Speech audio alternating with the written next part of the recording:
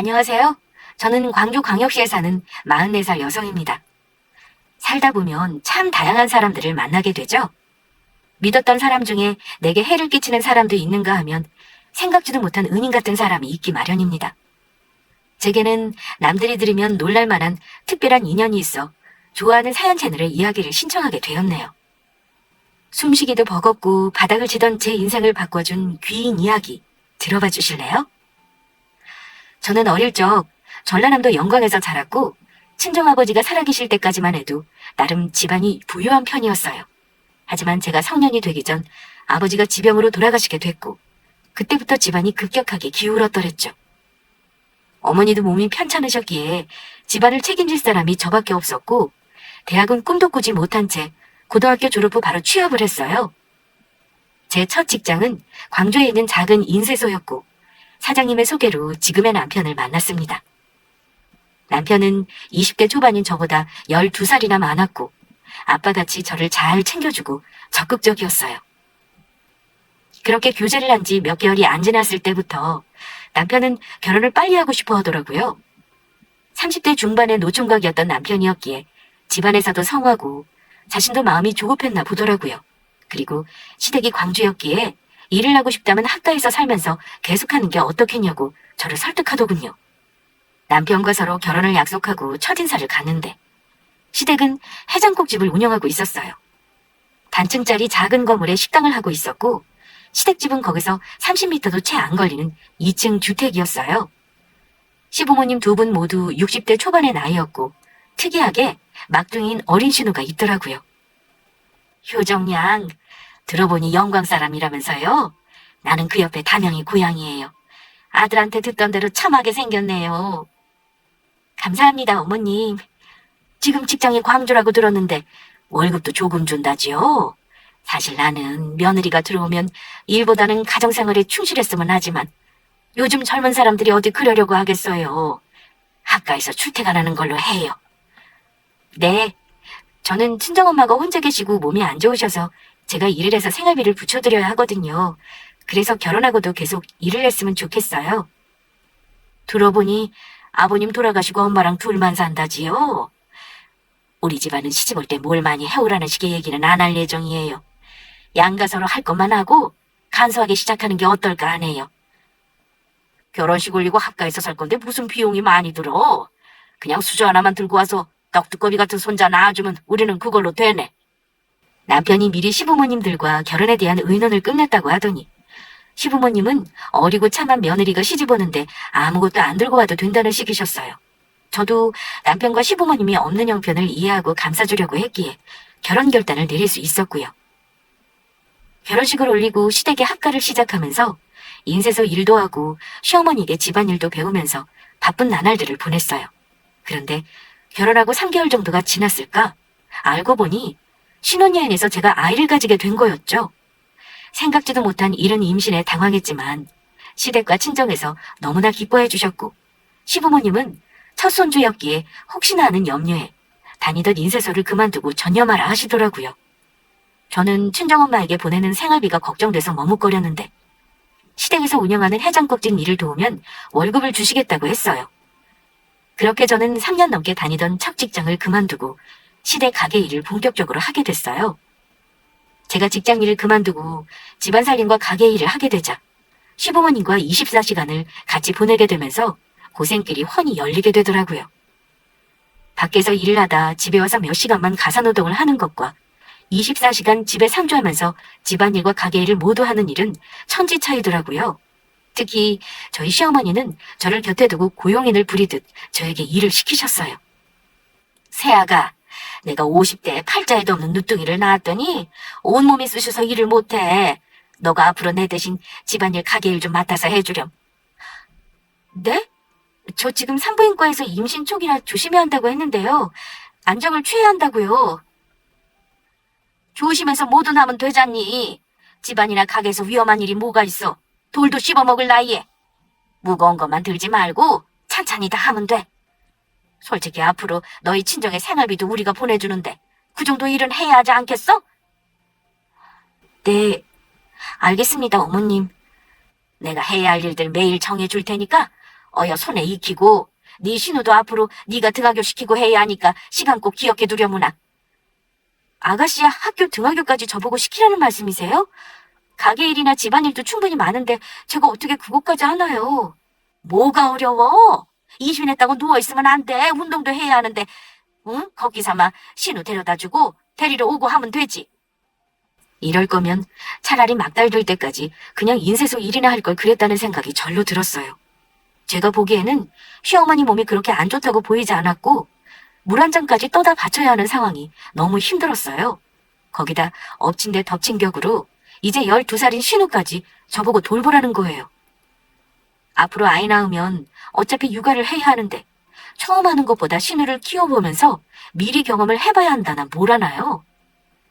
핑계 없는 무덤 없다고 시어머니의 자기 위주의 지시에 하는 일이 너무 많다는 말이 목까지 차올랐으나 시부모님이 친정 생활비를 주기로 한 이상 제가 어떻게 거부할 수 있었겠어요? 남편에게 시댁에서 하는 일이 많다고 하소연을 해봐도 밖에 나가 일하는 것보다는 편할 거라는 속도 모르는 말만 되돌아왔고 시댁에서 절 도와줄 아무도 없이 입 꾹 다물고 시집살이와 넘쳐나는 일들을 소화해야만 했죠. 그렇게 제 개인 시간 한번 가지지 못하고 산재한 시댁 일들을 하다 보니 막달이 되었고 첫째 딸을 낳게 되었어요. 아들을 원하셨던 시부모님과 남편은 실망 기색이 역력했으나 둘째는 꼭 아들을 낳으라고 하시더라고요. 첫 아이를 낳고 산후조리는 친정엄마가 시댁에 오셔서 도와주셨고 어찌 보면 제가 결혼하고 가장 마음 편하고 행복한 시간이 아니었나 싶네요. 아이가 첫돌이 되면서 시어머니는 본격적으로 제게 신우를 맡겼어요. 아이들은 같이 커야 좋다면서 신우를 첫째, 소녀를 둘째로 생각하라는 말만 남기고 심지어 자신은 취미생활을 즐기러 다니시지 않겠어요? 그렇다고 신우가 순한 성격도 아니었기에 갓돌된 아이를 얻고 해장국집 일에 신우 등하게 하는 일들은 투잡을 하는 것보다 더 극한 직업이었네요. 그러던 한날은 신우를 하굣길에 데리러 갔더니 같은 반 여자아이와 싸우고 있더라고요. 보아하니 다른 아이들보다 머리 하나는 더 큰 신우가 아이를 일방적으로 때리고 있는 꼴이었어요. 아가씨! 아무리 화가 나도 친구를 때리면 어떡해요? 그만해요. 얘가 자기 지우개 맘대로 가져다 쓴다고 나를 먼저 때렸어. 그걸 어떻게 참아? 엄마 아빠도 당한 만큼 꼭 갚아주려고 했단 말이야. 그래도 친구끼리 사이좋게 지내야죠. 여자친구 얼굴을 저렇게 핥히면 되나요? 사과하세요. 싫어. 난 잘못한 거 없는데 어떻게 사과를 해? 언니는 멍청한 거야? 왜 그런 등신 같은 소리를 해? 아가씨, 말도 이쁘게 하세요. 아무리 그래도 제가 새언니인데 등신이라뇨. 저랑 이 친구 집에 가서 같이 사과해요. 싫어. 하고 싶으면 언니나 사과하고 와. 난 집에 먼저 갈 테니까. 당시 신우는 초등학교 고학년이 됐었는데 세대 차이가 있어서인지 사춘기가 빨리 오더라고요. 원래 고집불통에 자기 맘대로 해야 하는 성격인데다가 사춘기 반항까지 합쳐져서 제가 무슨 몸종같이 불임을 당하면서 돌보고 있었어요. 그날도 자기 반 여자의 얼굴을 꼬집고 흉터를 내서 제가 그 집 부모들에게 너무 죄송하다고 고개 숙여 사과를 해야 했었죠. 누가 봐도 신우가 잘못한 일이었고 명목상 제가 보호자였기에 해야 하는 일이었지만 신우 골다구에 속아서 열불이 나더라고요. 어려도 신우다 보니 한 대 쥐어박을 수도 없고 말 그대로 총체적인 난국이었죠. 신우는 어릴 적부터 성격이 자기 고집대로만 해야 하는 성격이었는데 타고난 것도 있었지만 시댁 식구들이 막둥이라고 오냐오냐 키워서 더 그렇게 된 것 같아요. 어릴 적부터 성년이 될 때까지 신우가 시댁의 보스나 마찬가지였죠. 저도 한 번은 제 자식 인형을 마음대로 뺏어가 울리는 신우에게 한 소리 했는데 그걸 시부모님과 남편에게 일러바쳐서는 제가 되려 당한 적도 있었어요. 그런 일들이 얼마나 많았는지 몰라요. 시부모님과 남편은 손주 자식보다 신우가 우선이더라고요. 그 뒤로 저는 반 포기하고 제 풀에 꺾여 그냥 신우가 해달라는 대로 해주고 말았고요. 그렇게 20년이 지나 나이 30살이 넘어서도 신우는 저한테 이래라 저래라 부려먹는 게 습관이 되어 있었어요. 하루는 저한테 자기가 중요한 회의 서류를 집에다 두고 왔다며 당장 가져다 달라는 게 아니겠어요? 한창 해장국집 일을 하고 있던 바쁜 저보고 직접 가져다 달라고 떼를 쓰는 바람에 금방 해주고 말아야겠다 싶어서 신우가 일하는 1시간 거리의 신우 회사를 갔어요. 신우는 3년 전 20대 후반에 임용업계에서도 유명한 회사에 화장품 연구원으로 입사를 하게 됐었어요. 한 성격하는 신우였지만 나름 머리가 좋은 편이었고 대학원 박사까지 한 재원이었거든요.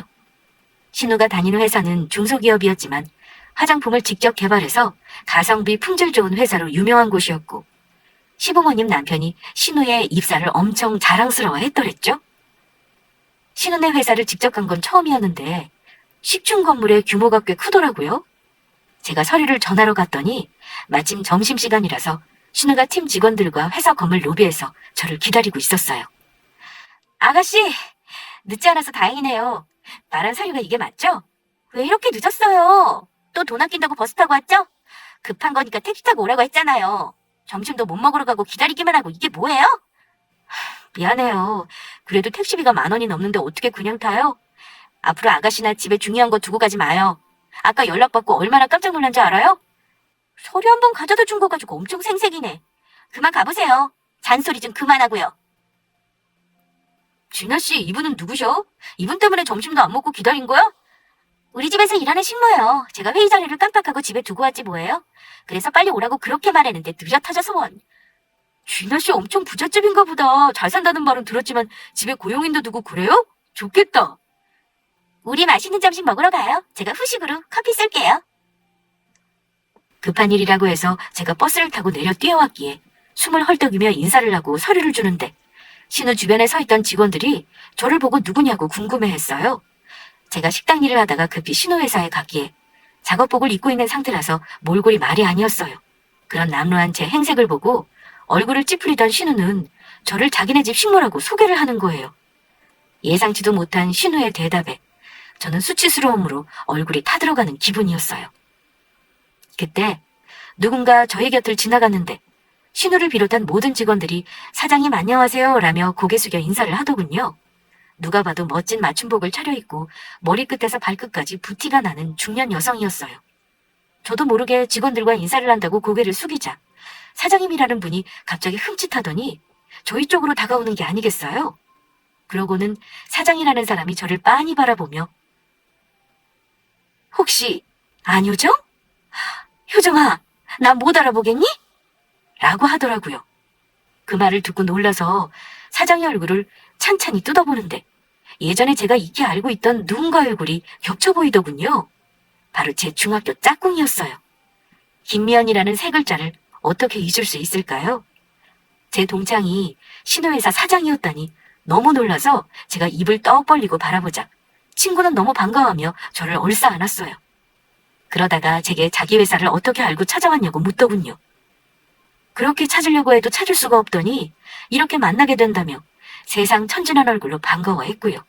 그 순간 주변 직원들 중에 한 명이 신우를 가리키며 집안 가정부라고 하던데라고 하자 친구는 조금 놀라는 얼굴로 그렇구나 하면서 저에게 시간이 있으면 당장 자기 사무실로 가서 얘기 좀 하자고 했어요. 저는 하얗게 질려가는 신우 얼굴을 뒤로하고 동창 친구를 따라 회사 사장실로 갔고요. 내가 널 다시 만나다니 너무 기뻐서 목이 다 메인다. 얼마만이지 우리? 거의 25년 정도 됐나? 어떻게 시간과 장소가 딱 맞아서 우연히 만날 수가 있지?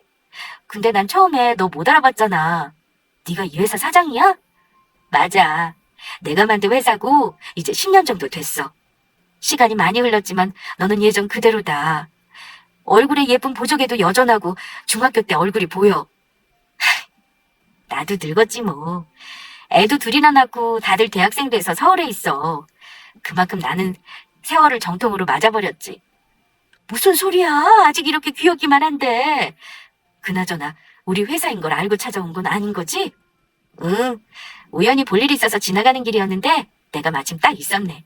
우리가 인연이기는 한가 봐. 이렇게 몇십 년 만에 다시 조우하고.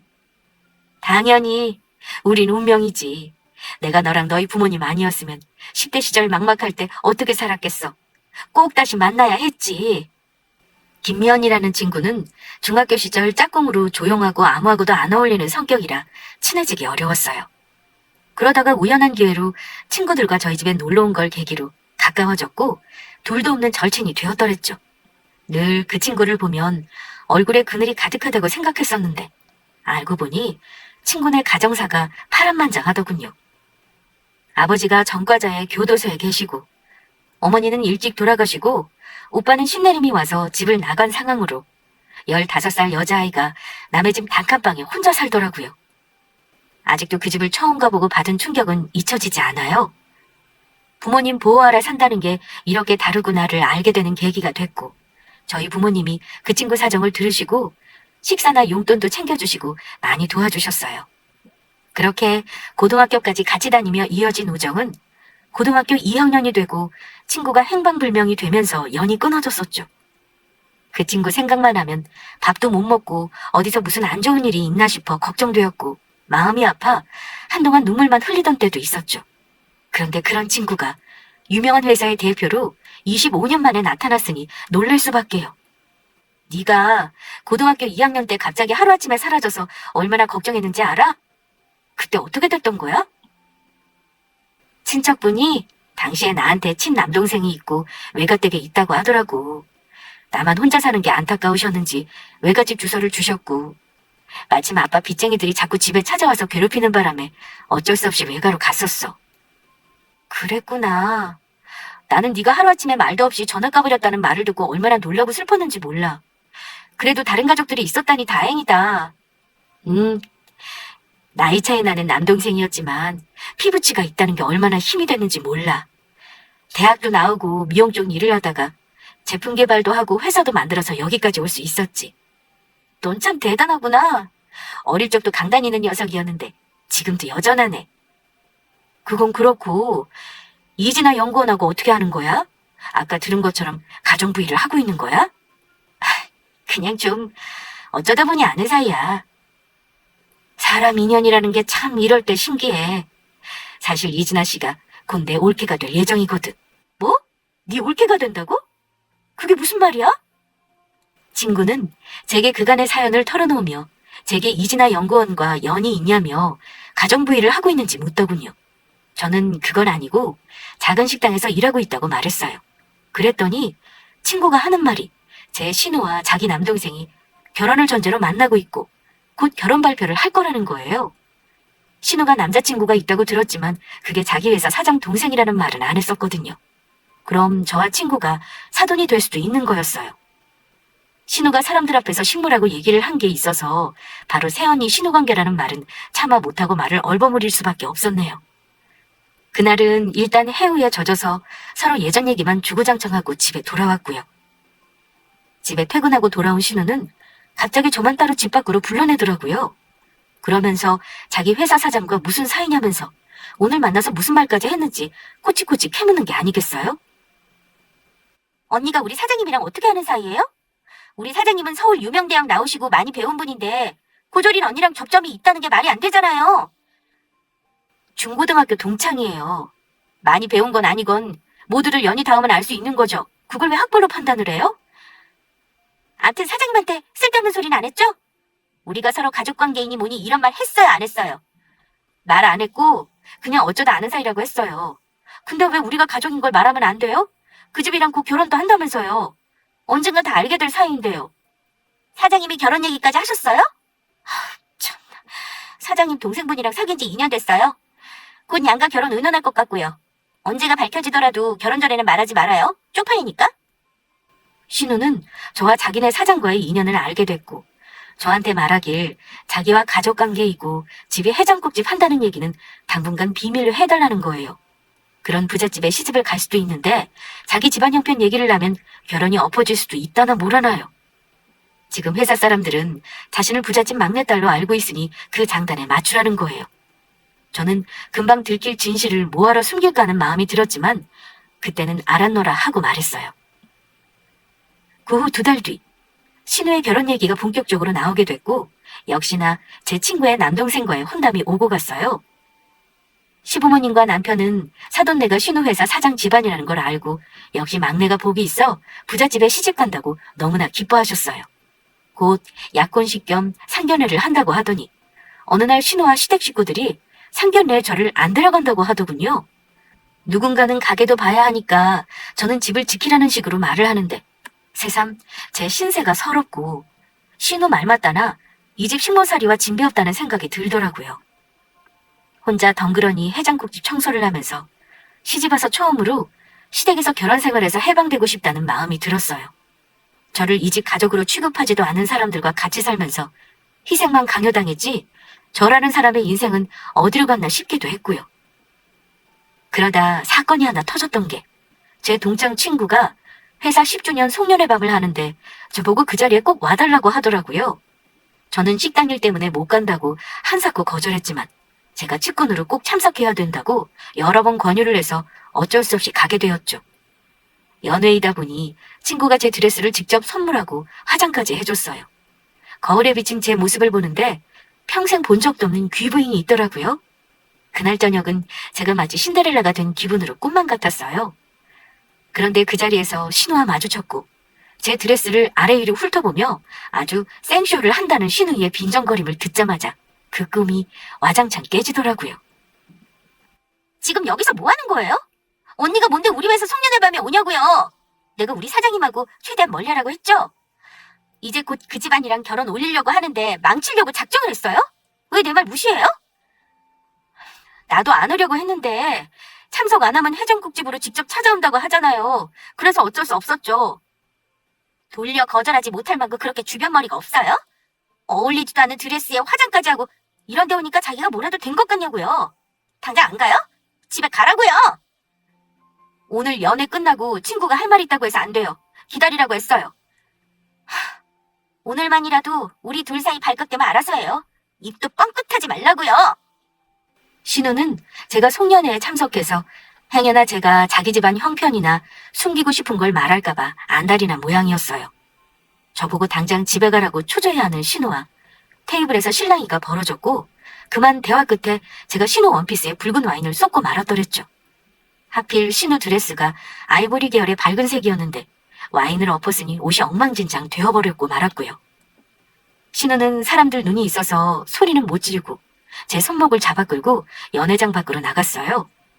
신우는 로비 한쪽에 놓여진 소파로 가더니 분이 안 풀리는지 큰 소리로 쌍욕을 하며 제게 들고 온 겉옷을 집어던지고 자기 성질을 있는 대로 다 부렸어요. 미쳤어요? 사람이 바보 같은 것도 정도가 있지. 남의 드레스에 와인을 뿌려대요? 이 드레스 얼마짜리인지 알아요?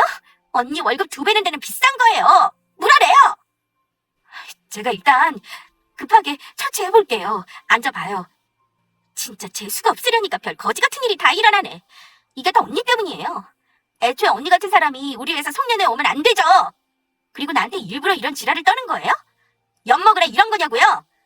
아가씨, 누가 일부러 이런 짓을 해요? 제가 실수로 와인잔을 쳤다니까요. 생사람 잡지 마요.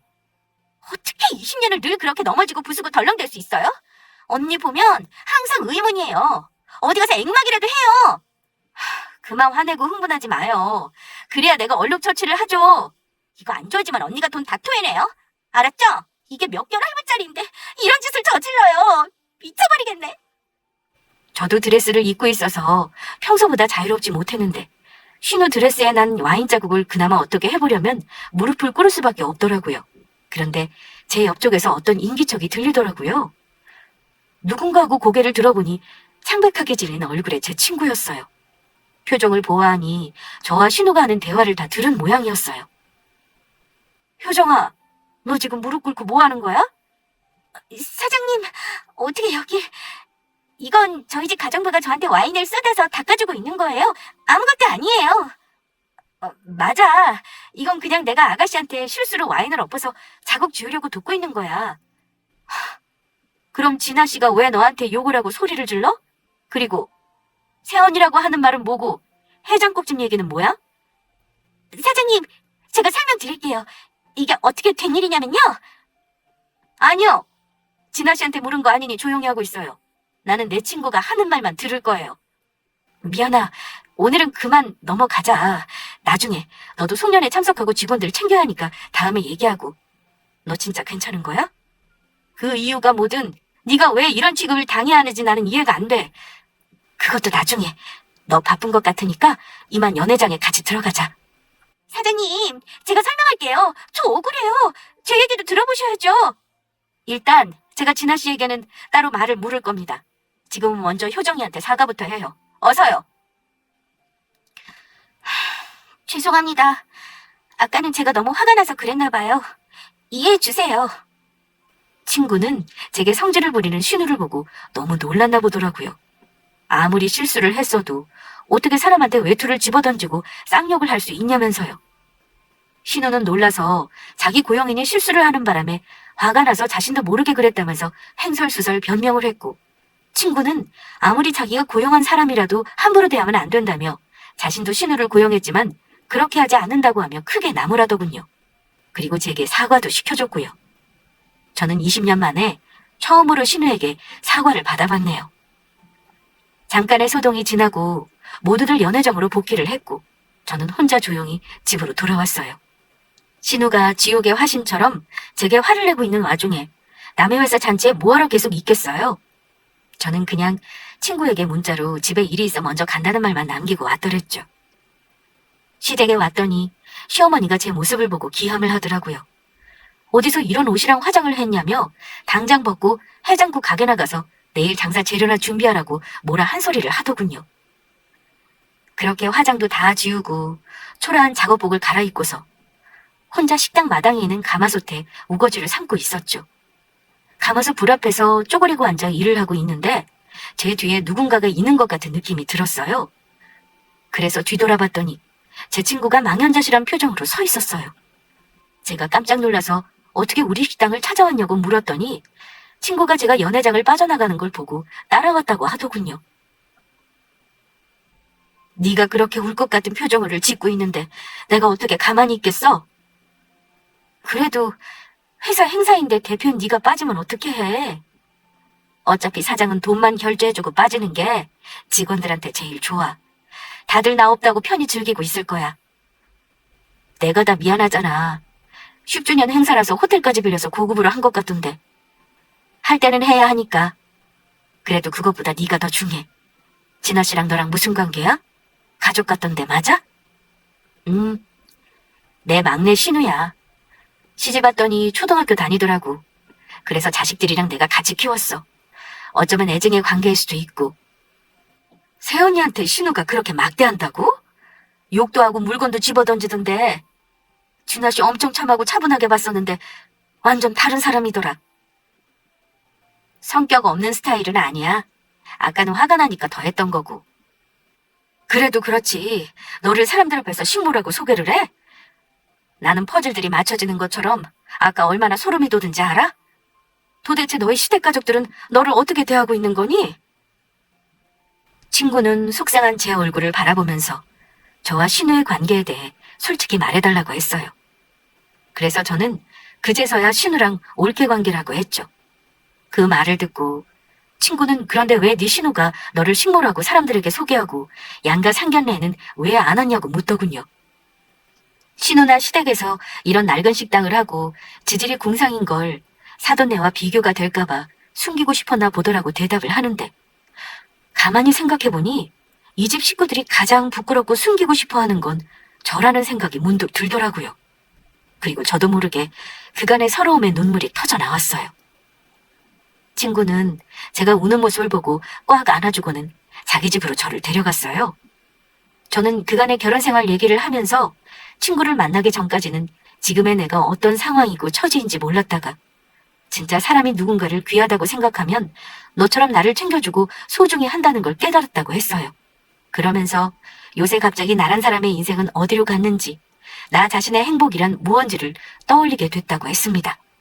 우리 이제 40 넘었어. 이제 인생 시작이라는 말이야. 지금 네가 불행하면 그게 다 무슨 소용이니? 친정엄마 돌아가시기 전까지는 시댁에서 친정 생활비 보내준다고 참고 살았고 아이들 둘 키울 때는 애들 핑계로 버텼는데 이제는 어떤 이유도 남아있지 않은 것 같으니 힘든가 봐. 그럴 수도 있지. 다른 이야기지만 나도 회사 키울 때는 힘든지 모르다가 이제 어느 정도 선상에 오르니까 무기력함도 오고 더 힘들더라. 안효정이라는 내 이름은 사라지고 그냥 결혼 20년 차의 초라한 아줌마만 남아있는 것 같더라고. 아이들도 전부 독립해서 집을 나가고 시댁에는 아무도 내 편이 없고 가족이 없는 기분이라 더 외롭고. 충분히 그럴 수 있지. 진아 씨가 너 대하는 모습이랑 말만 들어도 네가 얼마나 힘들었을지 알 것 같아. 20년을 잘 참고 잘해왔다고 괜찮다고 생각했는데 아니었나 봐. 나 이제 시댁 식구들한테서 해방되고 싶어.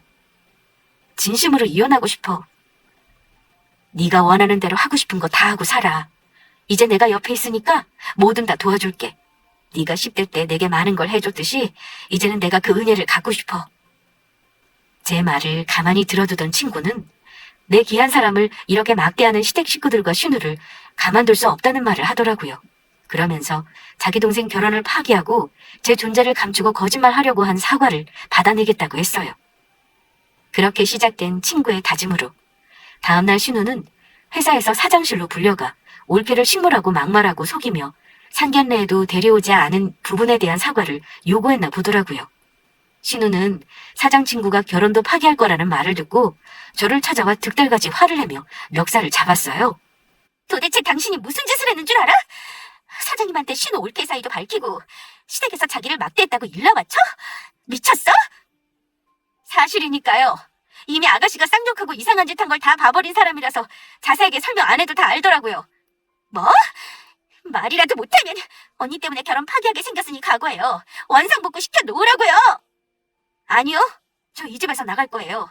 그러니 나머지 뒤처리는 알아서들 하세요. 와, 20년 가까이 같이 살면서 이런 분인 줄 몰랐네요. 똥은 자기가 뿌려놓고 뒤는 우리 보고 치우라는 거예요?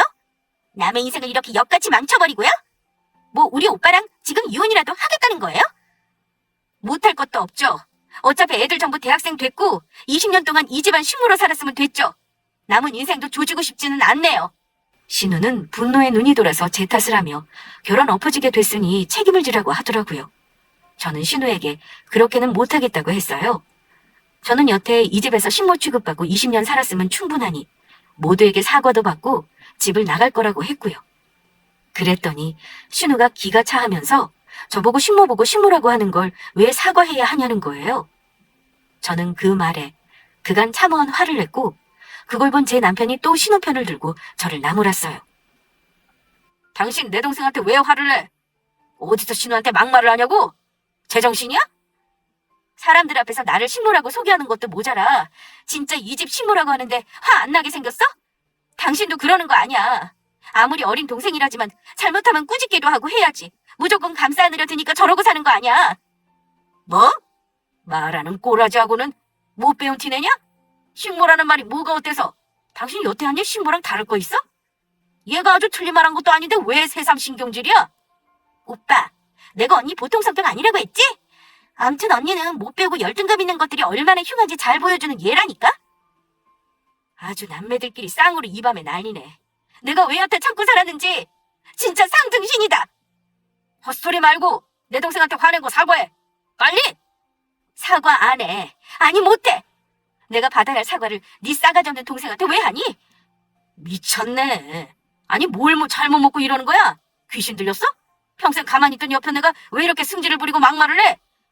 나도 한계치가 왔나 보지. 지렁이도 밟으면 꿈틀하는 모양이고 저리 싫으면 중이 떠나야지 어쩌겠어. 꼴 안 보는 게 내 신상에 좋겠어. 안 그래도 신우가 저보고 깔보고 막말하는 것에 화가 나던 차에 남편까지 저를 욕보이자 도저히 참을 수가 없었어요. 어차피 제 자식들은 모두 독립했고 저 혼자 적진에 남은 거나 마찬가지였는데 뭔들 못할까요? 20년간 참아왔던 울분이 터지는 것 같아서 그 길로 짐을 싸서 집을 나왔어요. 그러고 혼자 동네 버스 정류장에 우두커니 앉아있는데 차도 끊기고 갈 곳이 없더라고요. 그래서 친구에게 연락을 했더랬죠. 그렇게 한동안 친구 집에 신세를 지게 됐고 친구는 저에게 너무 슬퍼하지도 말고 자신과 힘을 합쳐서 하나둘씩 해결해 나가자고 용기를 줬어요. 다음날 저는 친구와 함께 회사에 출근을 했고 제가 사장실에 앉아있으니까 신우가 들어오더라고요. 친구가 저와 신우를 번갈아 보더니 신우에게 파혼과 동시에 권고사직이라는 패를 꺼내들더군요. 저도 친구가 그렇게까지 할 줄 몰랐기에 너무 놀라서 파들파들 떨고 있는 신우를 쳐다만 봤어요. 진화씨, 오늘 사장실로 부른 건 공적으로 사적으로 서로 정리할 게 있어서 불렀어요. 사장님, 어떤 걸 정리하자는 말씀이세요? 내 남동생은 저한테 자식 같은 동생이에요. 그래서 누구보다 선하고 참한 아가씨 만나서 행복하길 바라고요. 그런데 진화씨는 제가 생각했던 그런 사람이 아닌 것 같아서요. 오늘부로 파혼하죠. 서로 주고받았던 예물들도 다시 돌려주고 오늘 내 동생이 아마 만나자고 할 거예요. 사장님, 저한테 상황 설명을 충분히 들으셨으면서 이렇게 파혼하자는 얘기를 하세요? 저랑 준호 씨 서로 사랑해요. 어떻게 그런 저희한테 헤어지라고 하세요? 이게 다가 아닙니다. 다음 주부로 진화 씨가 회사도 그만뒀으면 좋겠어요. 네? 회사를 그만두라니 무슨 말씀이세요? 제가 회사에서 잘못한 것도 아닌데 어떻게 그런 말씀을 하시는지. 저는 안팎으로 인성이 나쁜 사람들과 가까이 하지 않아요. 진아 씨는 제가 피하고 싶은 모든 걸 가진 것 같더군요. 그러니 사적으로 공적으로 서로 얼굴 볼 필요가 있을까요? 우리 인연 여기서 모두 정리하죠.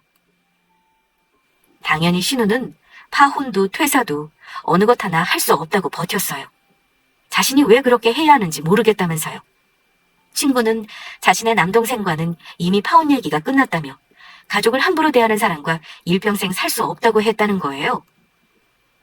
신우가 억울함에 눈물을 뚝뚝 흘리며 사장님은 왜 자기에게만 이렇게 단호하시냐며 회사까지 그만두라고 하면 자신은 어떻게 해야 하냐며 오열하더군요. 그랬더니 친구가 권고사직을 처리하고 싶으면 저에게 무릎 꿇고 부탁하라고 하지 않겠어요? 친구의 한마디에 사장실 분위기가 얼어붙었고 신우는 치를 떨었어요. 신우는 저에 대한 증오와 악으로 가득한 얼굴을 하며 사장의 권력 앞에서 어쩔 수 없이 무릎을 꿇고 사과를 하더라고요. 진심으로 우러난 사과는 비록 아니었지만 그 대단한 신우 존심에 그렇게라도 한 게 어디겠어요? 저는 사과를 받아들이겠노라 하고 사장실에서 나왔어요.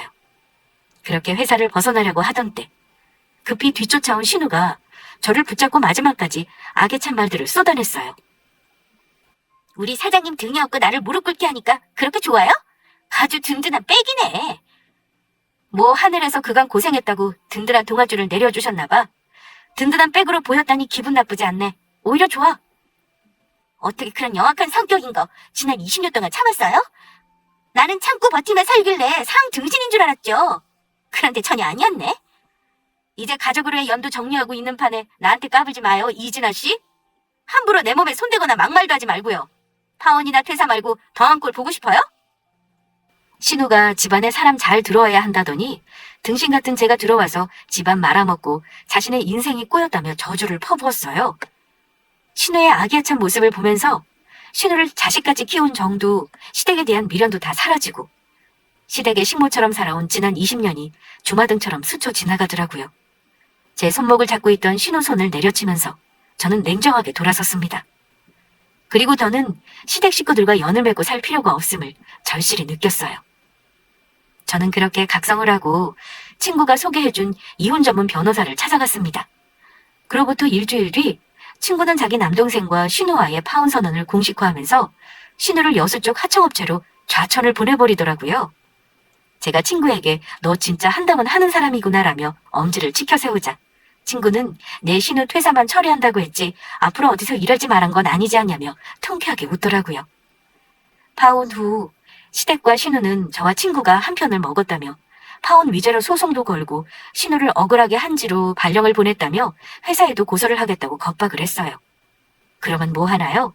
애초에 신우와 시댁은 제 친구의 대항에 싸울 수 없는 처지였고 결국 신우가 시골 변두리 지역으로 발령이 나면서 마무리가 됐어요. 그 후로 남편과 시댁 식구들이 저를 찾아와 이혼 위자료와 재산 분할이 웬 말이냐며 난리를 쳤지만 저는 눈 하나 끔찍하지 않았고 1년이라는 기나긴 이혼 소송 끝에 위자료 1,000만 원, 결혼 생활하면서 재산 기여도를 인정받아 5천만 원의 재산 분할을 받고 승소했어요. 그리고 친구네 집에 함께 살면서 친구에게 회사 내 마케팅 홍보부서에 자리가 났는데 일을 해보라는 권유를 받았고 20대 때부터 하고 싶었던 적성을 살려 새로운 일도 시작했어요. 그 배후에는 모두 제 친구가 있었고 저는 친구라는 귀인 덕분에 새로운 인생 제 2막을 살게 됐더랬죠. 제가 직접 겪어보니 인생은 한치 앞을 모른다는 말은 사실인 것 같아요. 그 말만큼 드라마틱하고 가슴 두근거리는 말이 없는 것 같고요. 저는 친구라는 귀인을 다시 만나 운이 좋았다라는 말로 표현할 수밖에 없는 일들을 겪었지만 그게 사람이든 일이든 어떤 형태로든 자신의 삶에 새로운 기운을 불어주는 계기만 있다면 인생은 좋은 방향으로 바뀔 수 있다는 생각이 들어요.